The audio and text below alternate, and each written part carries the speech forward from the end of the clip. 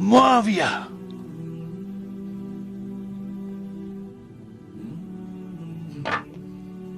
तुम्हें 2 लिबास और पेट भर के खाने से ज्यादा क्या चाहिए?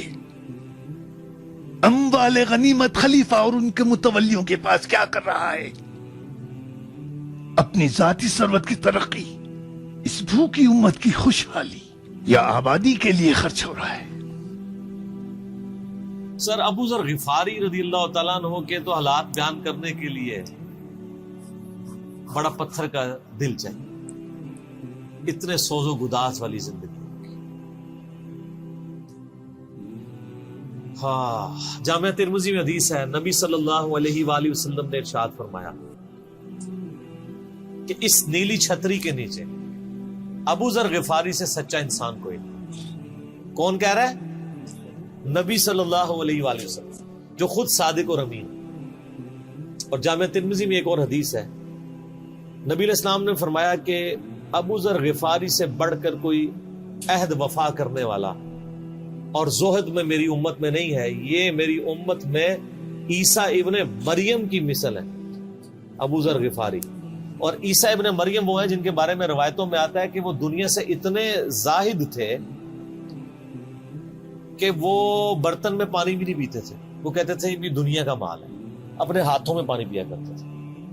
यानी दुनिया को 3 तलाकें दी हुई थी। तो नबी अलैहिस्सलाम फरमाया मेरी उम्मत में सैयदना ईसा इब्ने मरियम की मिसल ज़ुहद में अबू जर गिफारी है। ये लफ्ज है अबू जर गिफारी, गफ्फारी नहीं है लफ्ज, गिफारी जेर है और फा के ऊपर तशदीद भी नहीं है। तो अबू जर गिफारी रज़ियल्लाहु ताला अन्हु अलैहि सलाम नबी अलैहिस्सलाम के लाडले असहाब में से थे। सही बुखारी में इनके कबूल इस्लाम का पूरा वाकया मौजूद है। इन तक जब दावत पहुंची कि इस तरह एक पैगंबर आए हैं मक्के की सरजमीन में जिन्होंने दावा नबूवत किया है, तो ये इन्होंने पहले अपने भाई को भेजा कि खैर खबर लेके आओ। तो उन्होंने बताया हाँ इस तरह एक शख्स है। फिर ये खुद रखते सफर बांध के नबी सल्लल्लाहु अलैहि वसल्लम की खिदमत में हाजिर हुए मक्का शरीफ में। तो सही बुखारी में आता है कि ये गए यानी मक्का शरीफ में। अब डर भी रहे थे, मैं क्योंकि इनको पता था कि नबी इस्लाम की मुखालफत भी बहुत ज्यादा है कि अगर मैं किसी से नबी इस्लाम के बारे में पूछा तो हो सकता है मेरे साथ कोई ऐसी एक्टिविटी परफॉर्म ना कर दे। तो ये हरम मक्का में इन्होंने डेरा डाल लिया और कहते हैं मैं जितने दिन वहां रहा ना तो आबे जमजम ही पीता था। जब मेरी खजूरें खत्म हो गई, जमजम खाने का काम भी करता था और पीने का भी, जमजम ताकत वाला पानी। तो कहते हैं सबसे पहले मेरी जिस शख्स से मुलाकात हुई वो सैयदना अली इब्ने अबी तालिब थे रज़ियल्लाहु ताला अन्हु अलैहि सलाम। तो कहते हैं हजरत अली ने जब मुझे ऑब्जर्व किया ना तो मुझे अपने साथ घर ले गए कि परदेसी है, खाना शाना खिलाया, रात ठहराया। कहते हैं ना उन्होंने मुझसे पूछा कि किस लिए आए हो, ना मैंने उनको बताया। ये मैं आपको अखलाकियात बता रहा हूं कि दावत का काम कितना ठंडे करके करना पड़ता है। आप तो कहते हैं पहले दिन ही किसी को रफुल दैन शुरू करवा दें, इतना आसान नहीं होता ये। तो दूसरा दिन भी इसी तरह गुजरा, तीसरा दिन भी। तो 3 दिन के बाद अबू जर गिफारी ने खुद हजरत अली पे एतमाद किया और उनको अंदाजा हुआ कि ये बड़ा, तो उन्होंने कहा मैं यानी और हजरत अली ने भी एक्सपोज नहीं किया कि मैं नबी इस्लाम के करीबी लोगों में से हूं। तो उनका कि मुझे तुम एक अच्छे इंसान लगे हो तो मैं इस काम के लिए आया हूं, तो तुम मुझे गाइड करो मोहम्मद इब्ने अब्दुल्ला के बारे में, मैं उनसे मिलना चाहता हूं सल्लल्लाहु अलैहि वसल्लम। तो सैयदना अली ने कहा कि वाकई वो तो अल्लाह के पैगंबर हैं और इस तरह। तो फिर वो हजरत अबू जर गिफारी को नबी इस्लाम के पास ले गए। नबी इस्लाम के पास थोड़ी देर बैठे, उन्होंने इस्लाम कबूल कर लिया। और सर इस्लाम क्या कबूल किया, इतना आला दर्जे का ईमान। नबी इस्लाम फरमाया तुम अपने कबीले में वापस चले जाओ, जब मक्के में हमारा गलबा होगा या कोई अल्लाह ताला राह निकालेगा, अभी तो जो भी इस्लाम कबूल करता है उसकी फैंटी लगती है, तो मैं कोई ना कोई तुम्हें मतलब बता दूंगा, अभी तुम अपना ईमान पोशीदा रखो, अपने इलाके में चले जाओ। उनका या रसूलल्लाह ऐसे नहीं हो सकता। वो जनाब आगे मक्के खाना काबे के अंदर आके उन्होंने कहा मैं गवाही देता हूं कि अल्लाह एक है और मोहम्मद सल्लल्लाहु अलैहि वसल्लम उसके रसूल है। तो मुशरिकीन अरब उन पे टूट पड़े, खूब मारा। हत्ता कि अब्बास बिन अब्दुल मुत्तलिब जो उस वक्त तक मुसलमान नहीं हुए थे, नबी इस्लाम के चचा थे, لیکن چونکہ بنو ہاشم سے تھے اور بنو ہاشم آپ کو پتہ ہے متولی تھے کعبہ شریف کے، انہوں نے اپنے آپ کو ابو ذر غفاری کے اوپر گرا لیا کہ تاکہ ان کو کوئی مارے نہ. انہوں نے کہا تمہیں پتہ نہیں ہے قبیلہ یعنی غفاری قبیلے سے تعلق رکھتا ہے تو اس کے قبیلے کے لوگ آ کے یہاں پہ لڑائی کریں گے ہم سے. کیونکہ قبائلی سسٹم تھا نا، اس میں یہ نہیں دیکھا جاتا تھا کہ اس کا مذہب کیا ہے، پہلے نمبر پہ دیکھا جاتا ہے یہ ہمارے قبیلے کا ہے، تم نے ہمارے قبیلے کے بندے کو مارا ہے تمہیں نہیں چھوڑیں گے. اسی وجہ سے آپ دیکھیں نا بنو ہاشم اسلام قبول نہ کرنے کے باوجود نبی علیہ السلام کی پشت میں تو کھڑے رہے نا، اور یہ پہلے بھی ہوتا رہا. قرآن حکیم میں آتا ہے نا کہ شعیب علیہ السلام کی قوم کیا کہتی ہے، اے شعیب اگر تیرا قبیلہ تیرے ساتھ نہ ہوتا کب سے تیرا کام کر چکے ہوتے. اس لیے انبیاء ڈومیننٹ قبائل میں آتے ہیں جو شریف النفسی والے ہوتے ہیں، جن میں ایک سسٹم ہوتا ہے پورا. تو اور پھر جو ہے نا وہ اگلے دن پھر ابو ذر غفاری نے اس طرح کلمہ پڑھا، پھر ان کی پٹائی ہوئی، پھر حضرت عباس نے ان کو بچایا اور پھر وہاں سے یعنی وہ چلے گئے. یہ پوری حدیث صحیح بخاری میں ہے، اور بلکہ بخاری میں پورا ایک چیپٹر ہے ابو ذر غفاری کے اسلام لانے کا واقعہ. امام بخاری نے ابو ذر غفاری کا پروٹوکول یہ رکھا ہے کہ اسلام کا پورا چیپٹر بنایا ہے ابو ذر غفاری کے اسلام لانے کا واقعہ. باقی یہ درویش صفت آدمی تھی اور دنیا کو 3 طلاقیں دی بھی، اور وہ اس لیے کہ انہوں نے نبی علیہ السلام کو بڑا کلوزلی آبزرو کیا تھا. نبی علیہ السلام کی جتنی احادیث دنیا سے زہد اور دنیا پرستی کی مذمت پہ ہے نا، اکثر احادیث کے راوی ابو ذر غفاری. چونکہ انہوں نے نبی علیہ السلام کو بڑا کلوزلی آبزرو کیا تھا تو اس لیے وہ صحابہ کرام پہ جب دنیا کے خزانے کھول دیے گئے، اور بعض اصحاب اور بعض تابعین میں انہوں نے جب دنیا کی محبت میں غلبہ اور عیاشی کا لیول دیکھا تو ان سے وہ برداشت نہیں ہوتا تھا. انہوں تو نبی علیہ السلام کی صحبت کی ہوئی تھی. خدا بے نیاز ہے، جو کچھ ہے ان بندگان خدا کا ہے. تو ہم خدا کے بندے نہیں؟ کیوں نہیں ہو، تم بھی خدا کے بندے ہو، لیکن تم نے خدا کو بھلا دیا ہے. ضرورت سے زیادہ تمہارے لیے لباس کا انبار ہے، تمہارے لیے کتنے قسم کے لذیذ کھانے بنتے ہیں. معاویہ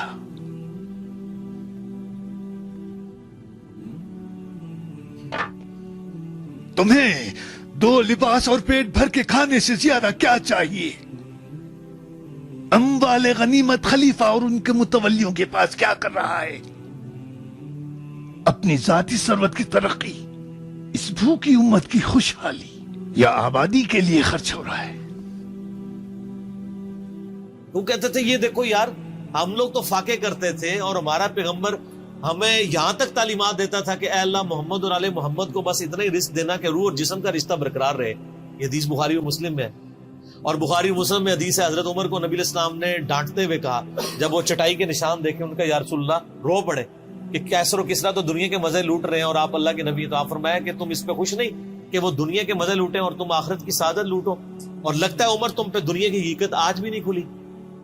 جن لوگوں کے سامنے یہ ساری چیزیں تھیں، جن لوگوں نے نبی علیہ السلام کا وہ پیریڈ دیکھا تھا، پھر ان کو یہ بھی پتا تھا کہ بخاری و مسلم میں نبی علیہ السلام کے جو آخری خطبات میں سے شہدائے احد کے اوپر جو نماز جنازہ آپ نے 8 سال بعد پڑھی، اور وہاں پہ آپ نے جنازے یعنی ادھر قبرستان میں خطبہ دیا عبرت کے لیے، اور اس میں کئی چیزیں تھی. ایک تو یہ تھی کہ یہ یہاں پہ وہ لوگ دفن ہیں جنہوں نے اسلام کے لیے قربانی دی ہے اور ان کا پھل تم نے کھانا ہے. وہ دنیا سے اسی طریقے سے گئے ہیں، کفن میں نہیں دیا گیا کئی لوگوں کو. نمبر 2، اسی میدان میں مال غنیمت سمیٹنے کی وجہ سے ایک فتح شکست میں بدل گئی تھی، جبکہ اللہ کے نبی بھی موجود تھے، اللہ نے اس کا بھی لحاظ نہیں کیا، اور وہ فتح شکست میں بدل گئی کہ انہوں نے مال غنیمت لپیٹنے میں نبی علیہ السلام کی حکم عدولی کر دی، تو تاکہ بعد میں یہ معاملہ نہ ہو. تو وہاں آپ کا خطبہ بخاری مسلم دونوں میں آپ نے فرمایا کہ، اور حضرت عقبہ ابن عامر کہتے ہیں میں نے آخری دفعہ نبی علیہ السلام کو ممبر پہ اسی دن دیکھا تھا. آپ نے فرمایا کہ میں اللہ کی قسم اپنے حوض کوثر کو اس وقت دیکھ رہا ہوں، اللہ نے دکھا دیا. اور آپ نے فرمایا کہ مجھے یہ خطرہ نہیں ہے کہ تم میرے بعد شرک کرنے لگو، لیکن مجھے ڈر ہے کہ تم دنیا کے مال میں پھنس جاؤ گے اور پھر تم ایک دوسرے کو قتل کرو گے جس طرح اگلی قوموں نے کیا، اور تم بھی تباہ و برباد کر دیے جاؤ گے جس طرح اگلے. اس سے زیادہ کیسے آپ ڈر سناتے؟ اب یہ ساری چیزیں موجود تھیں. آپ فرمایا مجھے خطرہ یہ ہے کہ دنیا کا مال تم پہ کھول دیا جائے گا، ان قریب کیسر و کسرا کے خزانے تمہارے پاس آ جائیں گے، جو بخاری مسلم میں آتا ہے نا کہ نبی علیہ السلام نے کہا کہ مجھے اللہ نے 2 خزانے عطا کر دیے، ٹھیک ہے، زمین کی خزانوں کی چابیاں، اور جس سے وہ بریلویوں نے کچھ اور ہی قیدا بنا لیا. اس میں موجود ہے کہ کیسر و کسرا کے خزانے، یعنی آپ کو بتایا گیا کہ رومن اور پرشین امپائر جو ہے مسلمان فتح کر لیں گے یرموک اور قادسیہ کے اندر، اور مسلمانوں کے پاس وہ دولتیں آ جائیں گی. پھر آہستہ آہستہ وہ بھی اسی دنیا کی محبت کا شکار ہو جائے گی. اب یہ ساری باتیں حضرت ابو ذر غفاری کے سامنے تھی. حتیٰ کہ صحیح بخاری میں آتا ہے کہ ابو ذر غفاری کہتے ہیں مجھے دن یاد ہے کہ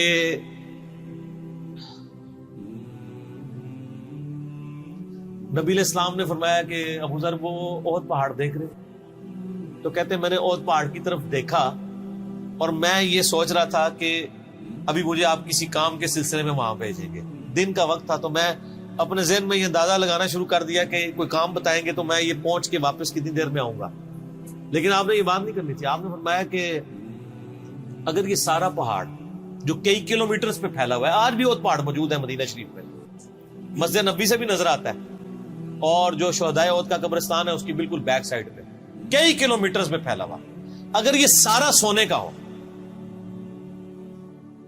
تو آپ علیہ السلام فرمایا کہ میں سب کا سب اللہ کی راہ میں فوراً شام سے پہلے خیرات کروں، اپنے پاس میں 2 یا 3 دینار ہی رکھوں صرف، یعنی جو ٹوٹل زندگی گزارنے کے سب خیرات کروں. اب مجھے بتائیں جن لوگوں نے، یہ ابو ذر غفاری راوی، جن لوگوں نے یہ حدیثیں حضور سے سنی بھی تھی، جب وہ یہ دیکھتے تھے کہ رومن اور پرشین امپائر کے گرنے کے بعد جب مسلمانوں کے پاس خزانے آئے ہیں اور حضرت عثمان کے دور میں لوگوں کے لاکھوں روپے آج کے وظیفے لگ گئے ہیں گھر بیٹھے، وہ بھی انہی عیاشیوں میں پڑ گئے، تو ان کو یہ چیزیں ہضم نہیں ہوتی تھی. تو یہ شام ہجرت کر گئے تھے. نبی علیہ السلام نے پہلے ہی کہا تھا، المستدرک الحاکم میں تو ڈیٹیل موجود ہے. ابو ذر،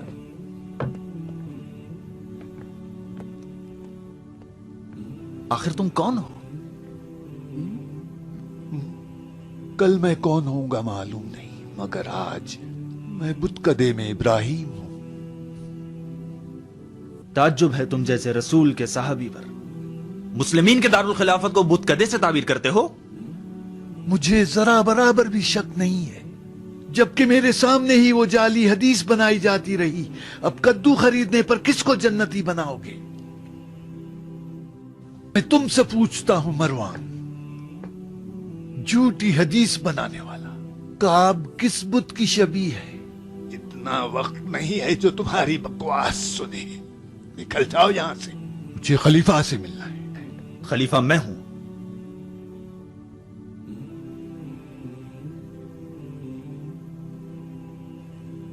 پھر تو میں تم پر فاتحہ پڑھ کے جاؤں گا. کان کھول کے سن غفاری دیوانے، پھر کبھی اگر سنا کہ تم نے کوئی فتویٰ دیا ہے تو تمہاری زبان کھینچ لوں گا. جاؤ، دفع ہو جاؤ.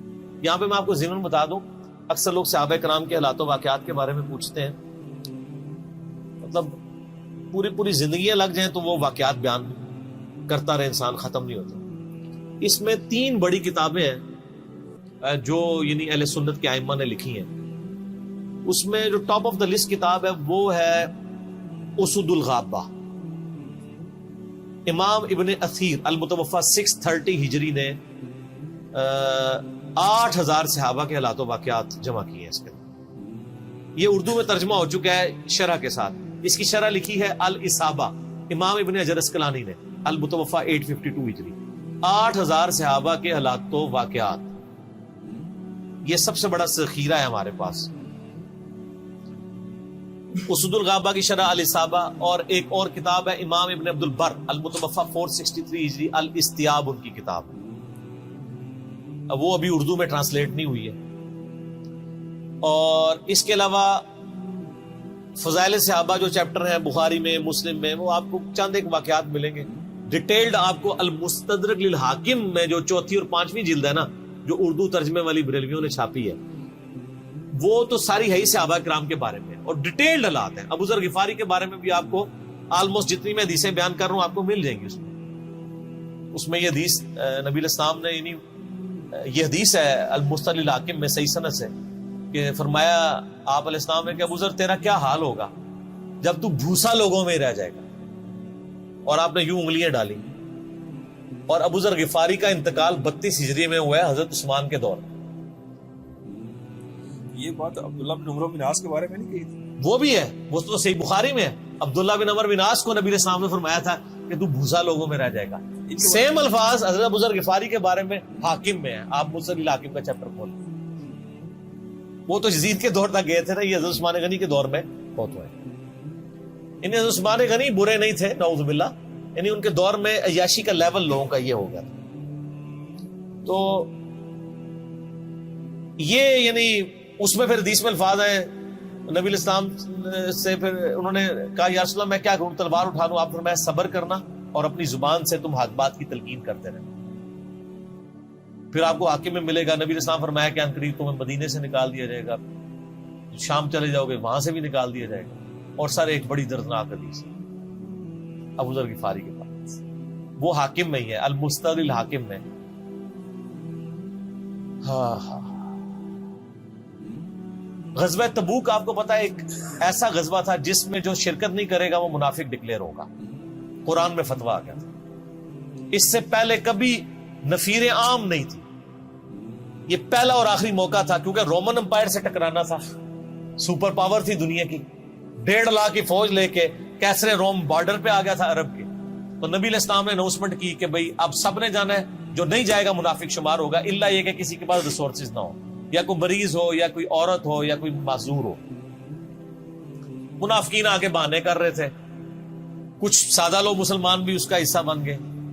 بخاری مسلم میں 3 اصحاب کی توبہ کا واقعہ بھی موجود ہے, وہی میری ویڈیو ریکارڈڈ ہے. تو کعب بن مالک کی رضی اللہ تعالیٰ عنہ علیہ السلام, کچھ لوگ جو ہے وہ یعنی اپنے ان معاملات کی وجہ سے کچھ پیچھے بھی رہ گئے. تو المستدل حاکم میں آتا ہے کہ صحابہ کرام کہتے ہیں کہ ہم نبی علیہ السلام کے ساتھ سفر پہ نکلے نا جب, تو نبی علیہ السلام کو آگے کوئی بتاتا تھا, کہتا تھا یا رسول اللہ وہ جو فلاں بندہ تھا نا وہ بھی کوئی نہیں آیا, پیچھے رہ گیا. تو آپ علیہ السلام پرواہ نہیں کرتے تھے.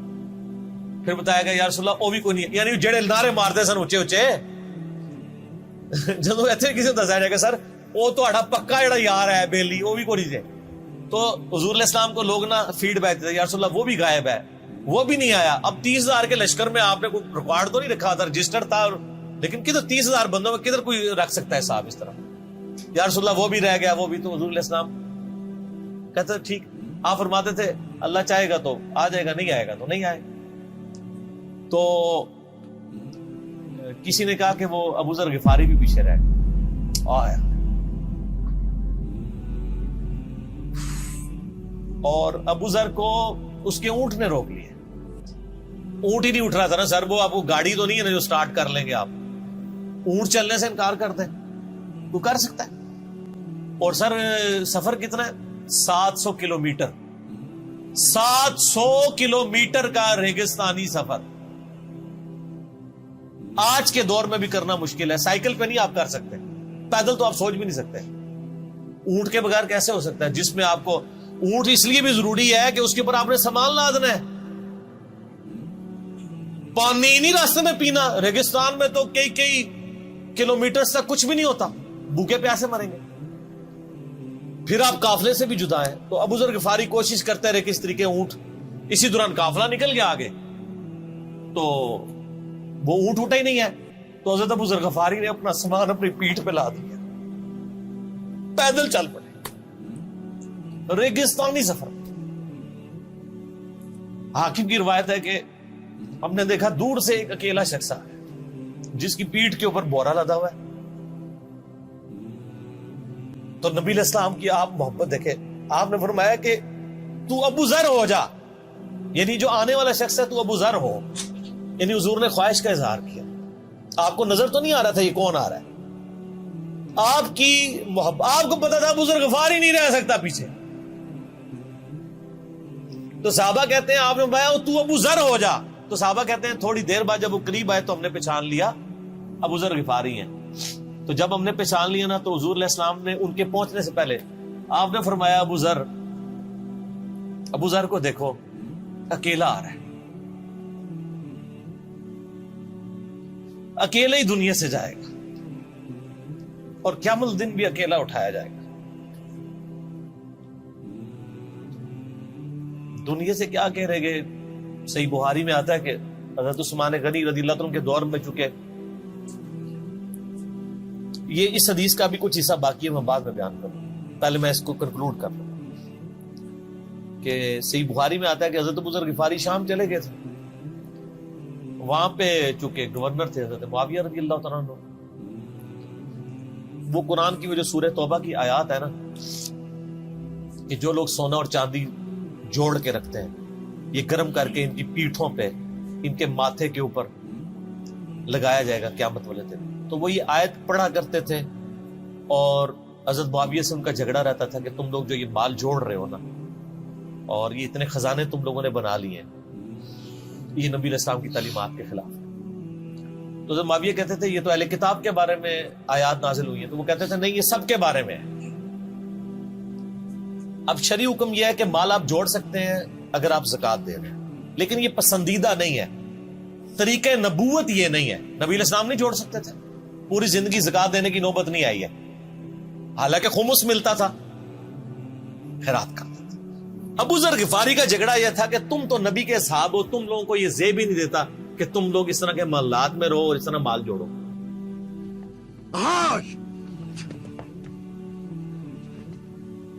کیا تم جانتے ہو کہ تمہاری ثروت میں 3 شریک ہیں؟ پہلا شریک تمہارا مقدر ہے جو اجازت کے بغیر تمہاری ثروت کو نابود کرتا ہے،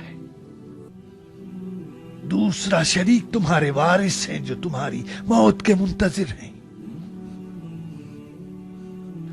تیسرا شریک تم خود ہو، ہاں تم۔ تو اب چونکہ سینئر سے ابھی تھے، ان کو ہاتھ ڈالنا بھی آسان نہیں تھا، پھر نبی علیہ السلام نے فرمایا ہو کہ اس سے زیادہ سچا انسان ہی کوئی نہیں، تو حضرت معاویہ نے خط لکھا حضرت عثمان کو کہ جی اس بندے سے میری جان چھڑائے نا، اس کو آپ واپس بلائیں۔ حضرت معاویہ نے جب خط لکھا تو حضرت عثمان نے ان کو کہا تم مدینہ شریف واپس آ جاؤ۔ جان لو کہ ہر دن 2 فرشتے آسمان سے زمین پر آتے ہیں، ایک راہ خدا میں خرچ کرنے والے کے حق میں دعا کرتا ہے کہ خدایا اسے اجر عطا کر، اور دوسرا فرشتہ لعنت بھیجتا ہے کہ اس نے مال و ثروت جمع کیا ہے، اس کو نابود فرما۔ مدینہ شریف جب یہ واپس آئے تو صحیح بخاری میں آتا ہے کہ لوگوں کا جھمگٹا لگ گیا بزرگ غفاری کے گرد، لوگوں کو پتا تھا کہ تو بڑا زہد والا بندہ ہے۔ تو ابوذر غفاری وہی حدیثیں سنایا کرتے تھے کہ حضور نے فرمایا یہ پہاڑ سونے کے برابر ہو تو میں خیرات کر دوں گا، جبکہ باقی صاحب کہتے تھے کہ مال جوڑنا جائز ہے اگر زکوٰۃ کوئی دیتا رہے۔ وہ یہ کہتے تھے کہ یار یہ تم لوگوں کو تو زیب نہیں نہ دیتا، یار تم لوگ تو یہ باتیں نہ کرو، تم لوگ نبی کی صحبت یافتہ ہو، تم لوگوں کو تو زہد ہونی چاہیے تم لوگوں کی زندگی میں۔ اب لوگوں کا ہجوم ان کے گرد لگ گیا اور پھر حضرت عثمان نے ان کو خلیفہ وقت سے بلایا اور کہا کہ یار تو خود ہی مدینہ شریف چھوڑ کے یہاں سے چل جا، تیری وجہ سے فتنہ کھڑا ہو۔ حضرت عثمان نے کہا میں نے تو نبی علیہ السلام سے سنا تھا کہ حکمرانوں کی اطاعت کرنا، صبر کر لینا۔ تو ایک زبدہ نامی کا ایک گاؤں تھا مدینہ شریف کے پاس، شہر سے ہٹ کے، تو وہ پھر وہاں پہ ہجرت کر گئے۔ آپ دیکھیں ریونج کیسا تھا، لوگ کتنے ڈرے ہوئے تھے کہ ابوذر اپنی بوڑھا شخص 80-90 سال کا بابا اپنی ایک بڑھیا بیوی کو لے کے اس عمر میں شہر بدر ہو رہا ہے اکیلا۔ آج نہیں آپ سوچ سکتے کسی جگہ آپ اکیلے جا کے پڑاؤ کریں، کسی بیابان کے اندر، ریگستان کے اندر۔ اس زمانے میں آپ سوچ رہے، آج کل بھی آپ مدینہ شریف کے گرد چلے ہیں تو آپ وہاں نہیں ایک رات بھی گزار سکتے۔ تو کوئی شخص حضرت ابوذر غفاری کو سی آف کرنے نہیں آیا سوائے حضرت علی کے، اور وہ بھی مدینے کی باؤنڈری تک آئے، ان کو پتا تھا ان کے سٹانس کے بارے میں، اور حضرت علی نے ان کو جب سی آف کیا تو کہا کہ میں چونکہ حکمران وقت کی اطاعت کا پابند ہوں، میں مدینے کی باؤنڈری سے باہر نہیں جاؤں، اگر مجھے کوئی اس طرح کا یعنی حکم اجازت مل جاتی تو میں تیرے ساتھ جاتا. ایران والوں نے حضرت علی علیہ السلام کے زندگی کے آخری 10 سال کے اوپر ایک فلم بنائی ہے، امام علی علیہ السلام. اس میں ابو ذر غفاری کے سارے واقعات انہوں نے فلمائے ایسے دیکھنے والے. جب مولا علی چھوڑنے آتے ہیں، پھر جو ان کی ڈیبیٹس ہوتی ہیں مدینہ شریف میں لوگوں کے ساتھ، وہ ساری انہوں نے ویڈیو میں فلما دی.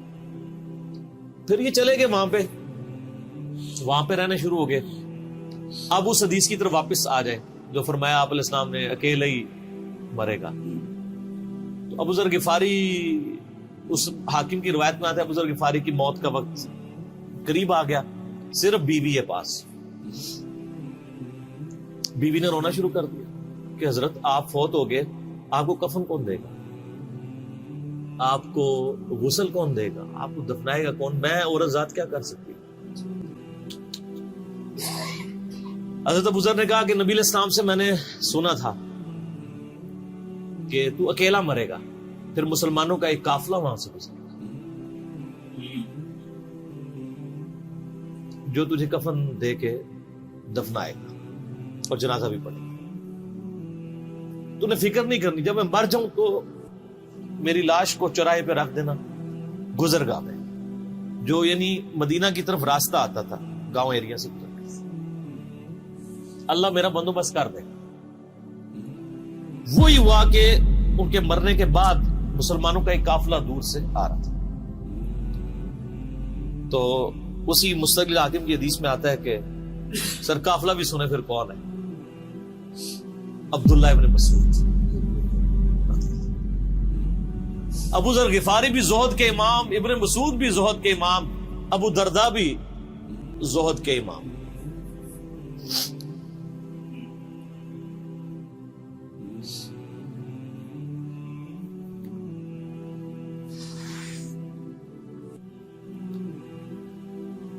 ابن مسعود رضی اللہ تعالیٰ عنہ جب وہاں پہ رکے، ان کو تو نہیں پتا تھا یہ کون ہے. تو انہوں نے کہا بی بی کیا وہ؟ ان کا میرا خامند مر گیا ہے. ان کا یہ کون ہے؟ تو انہوں نے کہا ابو ذر غفاری. عبداللہ ابن مسعود کی چیخ نکل گئی، چیخ ماری انہوں نے. ان کا واہ. اللہ کے نبی نے فرمایا تھا کہ ابو ذر اکیلا آ رہا ہے، تبوک کے موقع پہ دنیا سے بھی اکیلا جائے گا اور قیامت والے دن بھی اکیلا اٹھائے گا. یعنی اب اسی سرزمین سے ہی اس نے اٹھنا ہے نا، ہر بندے نے اپنی قبر سے اٹھنا ہے. یعنی وہ مسلمانوں کے قبرستان میں بھی دفن نہیں. ایک یہ جو مزار کی رٹ لگائے پھرتے ہیں، میں ان سے پوچھتا ہوں تمہارے بابوں کی کیا اوقات ہے؟ ابو ذر غفاری کا مزار دکھاؤ کدھر.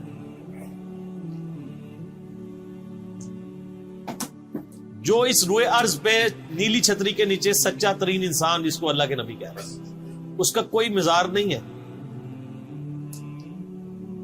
غریب المتنی میں مرا ہے، اس کی قبر بھی ایسی جگہ ہے جہاں مسلمانوں کے پاس قبریں بھی کوئی نہیں ہے. ایک ریگستان میں اکیلی قبر ہے، اس قبر کا بھی کسی کو نہیں پتا، اس پہ کوئی مزار بھی نہیں ہے. اور قیامت دن بھی اکیلا اٹھایا جائے گا، یعنی قیامت تک وہاں پہ کوئی قبرستان بھی نہیں بنے گا. ظاہر نبی علیہ السلام کی یہ بھی خبر ہے. تو کیا وہ ناکام ہو گیا ہے؟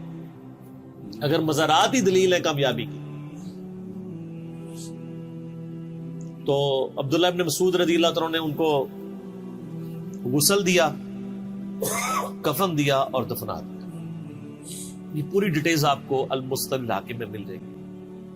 تو ابو ذر غفاری ان چند شخصیات میں سے ہیں جن میں پوری امت کا اتفاق ہے ان کی نیکوکاری کے اوپر. شیعہ بھی ان کو بہت رسپیکٹ دیتے ہیں، اہل سنت بھی دیتے ہیں، صوفیاء کے ہاں بھی ان کو امام مانا جاتا ہے زہد کی وجہ سے. آپ تصوف کی جتنی کتابیں پڑھیں، چاہے امام غزالی کی ہوں، رسالہ کو شیریہ پڑھیں اور لوگوں کو بھی پڑھنا شروع کریں، تو ابو ذر غفاری آپ کو زہد کے امام کے طور پہ ملیں گے کہ ان کی زندگی میں یعنی یہ زہد تھا، انہوں نے کس طرح کی زندگی گزاری. سر لوگ مجمع میں مرتے ہیں، ان کو یاد کوئی نہیں کرتا. اور ابو ذر غفاری کو آج بھی دنیا یاد کر رہے ہیں، ہم بھی یاد کر رہے ہیں رضی اللہ تعالی عنہ السلام. اللہ تعالیٰ قیامت والے دن ہمیں ایسے نیکوکار لوگوں کا ساتھ نصیب فرمائے، آمین۔ کاش میں دور پیمبر اٹھایا جاتا، بخدا قدموں میں سرکار کے پاس